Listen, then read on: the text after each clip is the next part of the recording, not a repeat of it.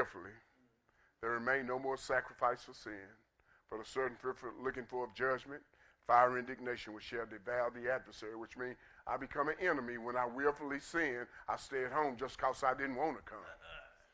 I've sinned willfully. Keep that in mind. And then here in verse 28 says, he that despised Moses' law, look, died without mercy under two or three. Died without mercy under 2 or 3 witnesses.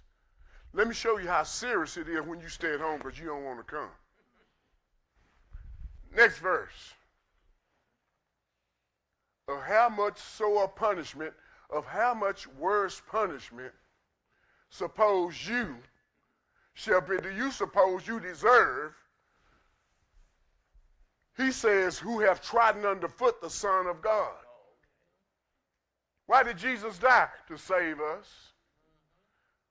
Why did he shed that blood on the cross? So we could have life. What are you doing? What are you doing? When you, it's grace, God's grace. Saying, I don't want that. I don't believe in that.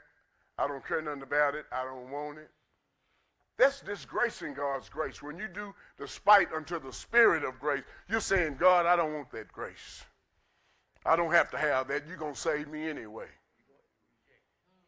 Shame on you.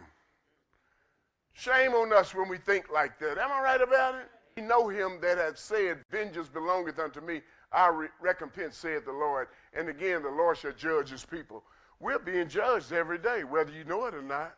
Or in verse number 17, that's twofold statement. He says, when he says judgment, that judgment begin at the house of God if it first begin at us. What should be the end of them that obey not the gospel of our Lord Jesus Christ? He said, and then if the righteous, and I talked about this a few weeks ago.